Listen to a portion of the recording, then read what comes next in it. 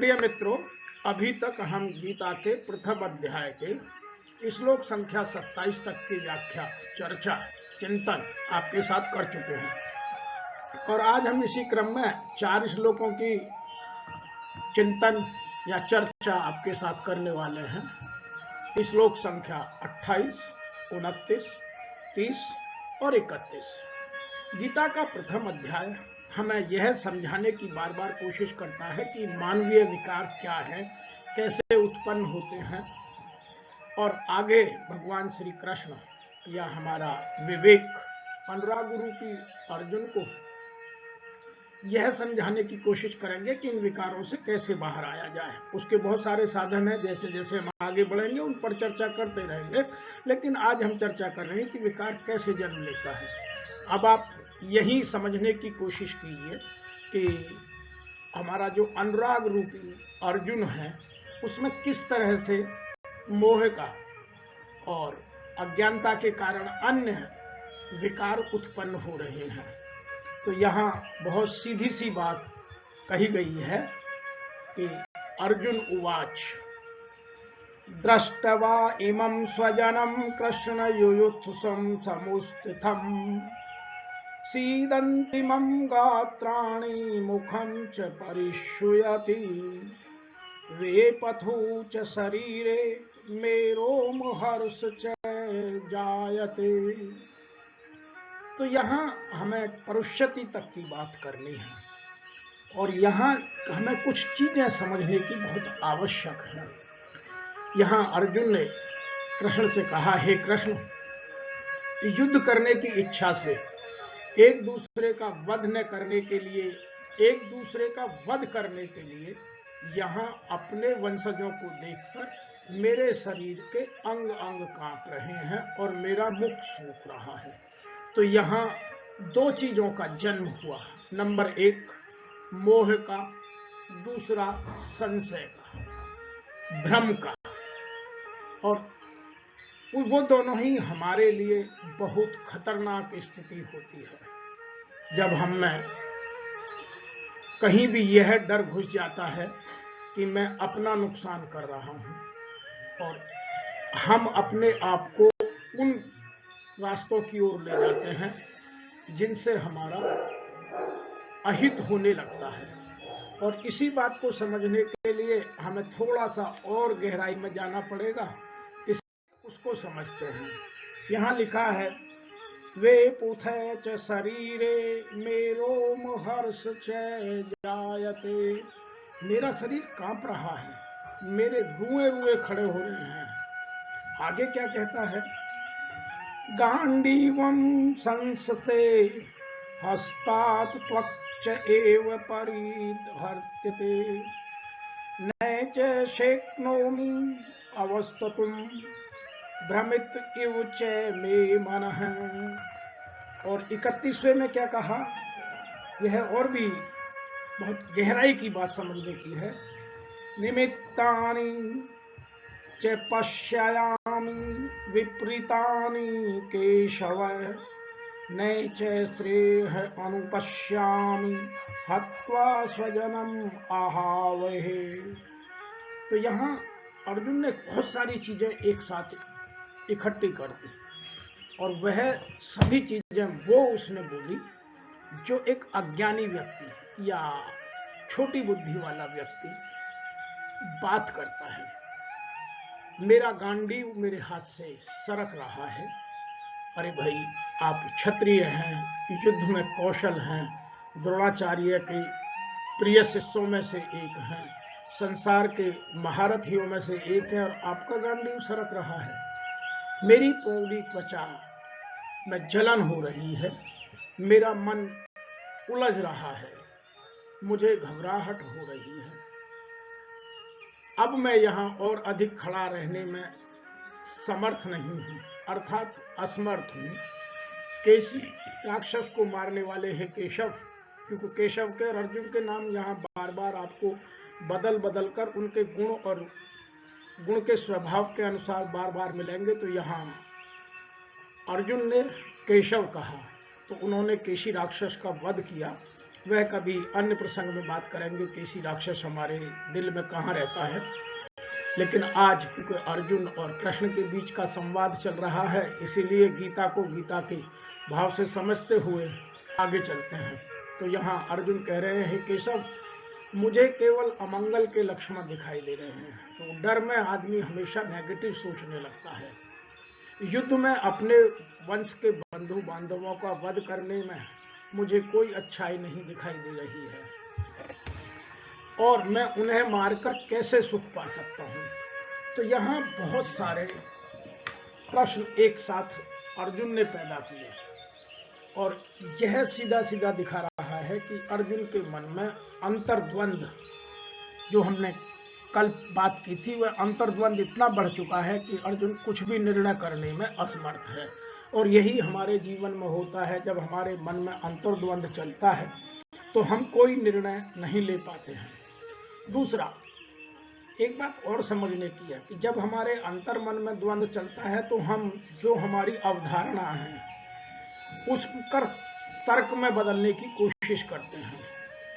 अभी अर्जुन देखिए किस किस तरह के तर्क देगा। तो जब हमारे मन में भय आता है तो हम अपनी अवधारणाओं को तर्क में बदलने पर प्रारंभ हो जाते हैं, और अवधारणा पुराने अनुभव और संस्कारों से आती है। तो अवधारणाओं का जन्म कोई बाहर से नहीं होता। जो हमने अपने पास्ट में एक्सपीरियंस किया है, जो देखा है, जो बचपन से सुनते या रीति रिवाजों में करते आ रहे हैं, जो हमारे संस्कारों के कारण हमारे मन में के अवचेतन मन तक चला गया है, वही अवधारणा बन जाती है। मोह और स्वार्थ सदैव स्वयं के पक्ष में ही जाते हैं। देखिए, ये दो विकार ऐसे हैं जो कभी दूसरे का हित नहीं सोच सकते। एक है मोह, एक है स्वार्थ। तो ये दोनों किसी भी परिस्थिति को, कितनी से विषम परिस्थिति को अपने पक्ष में लाने का पूर्ण प्रयास करते हैं, चाहे उन्हें किसी सीमा तक मर्यादाओं को तोड़ना पड़े।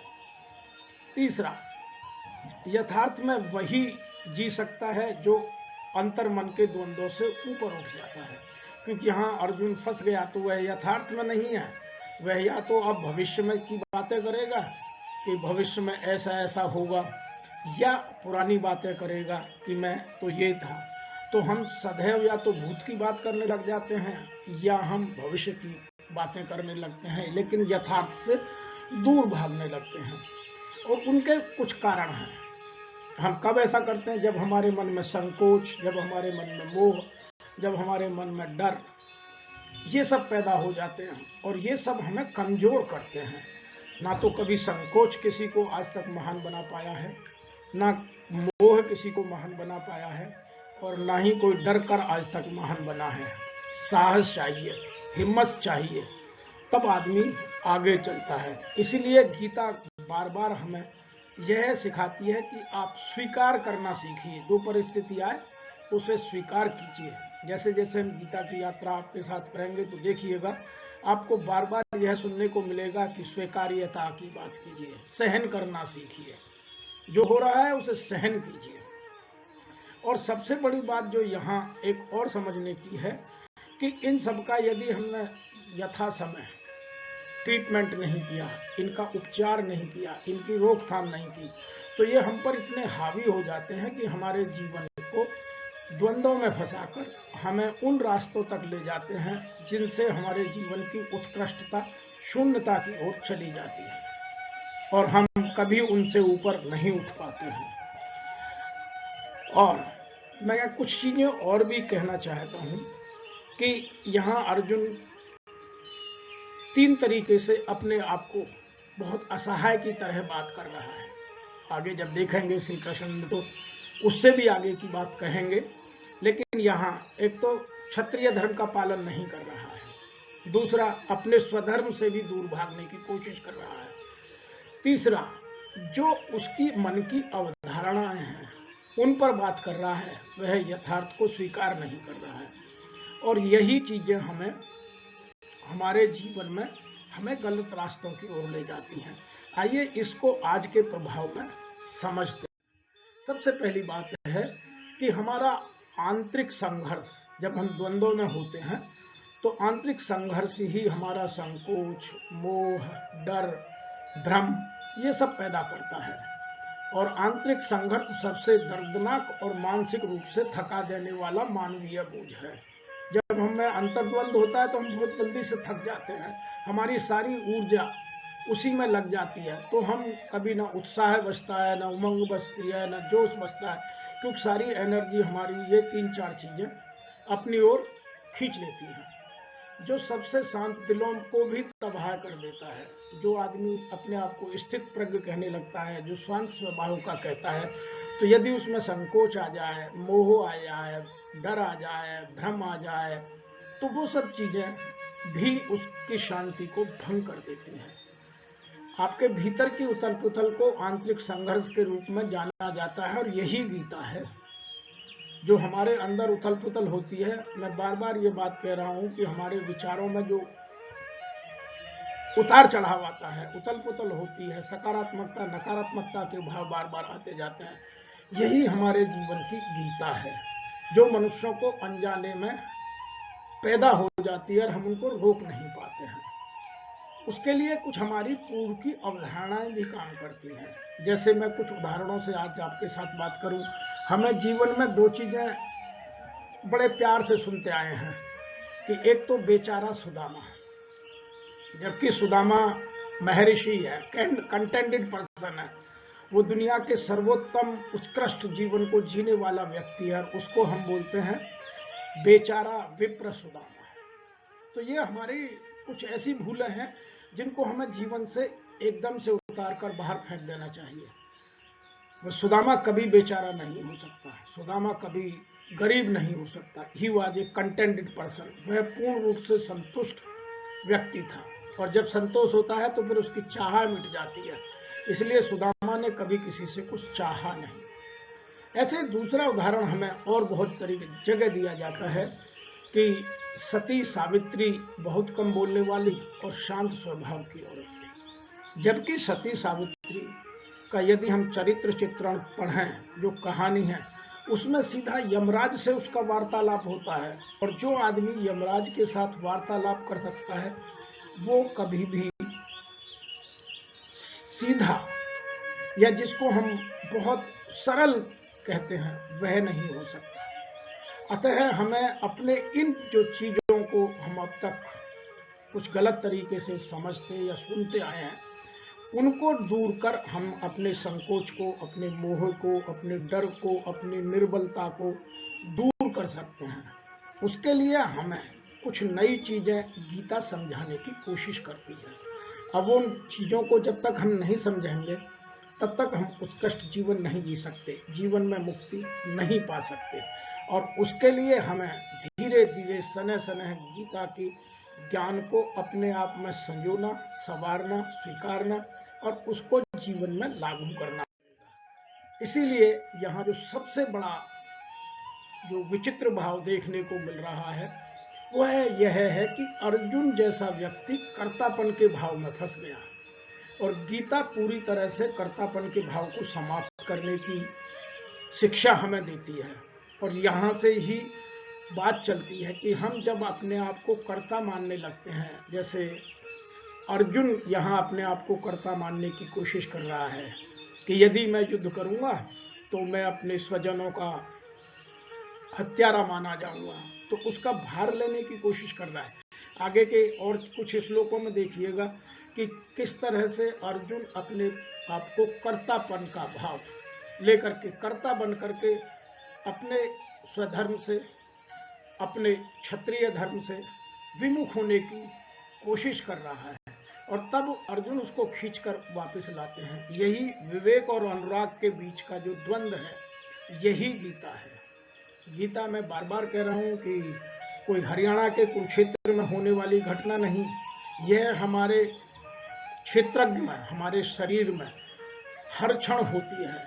यही हमारे मन का द्वंद्व ही गीता का जन्मदाता है।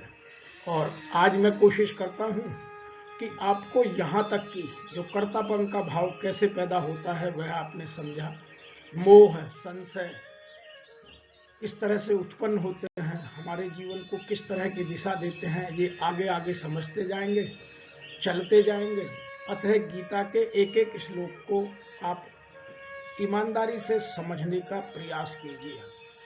मैं या मेरी संस्था जो गीता की व्याख्या कर आपको समझाने का प्रयास कर रहे हैं, वह इतना सरल और सुलभ है कि उसे छोटे से छोटा और कम से कम ज्ञान वाला व्यक्ति भी आराम से समझ सकता है। लेकिन उसका पालन करने के लिए आपको अपने विचारों में उत्कृष्टता और विशिष्टता लानी होगी, संकीर्णता को छोड़ना होगा, संशय को दूर भगाना होगा और आपको अपने जीवन को उत्कृष्ट बनाने के लिए गीता की व्याख्या सुनते रहिए और अपने जीवन में धीरे धीरे सने सने उनको पालन कर अपने जीवन को, चाहे वह सामाजिक हो, पारिवारिक हो, राष्ट्रीय जीवन हो, उत्कृष्ट और उन्नत बनाने का प्रयास कीजिए।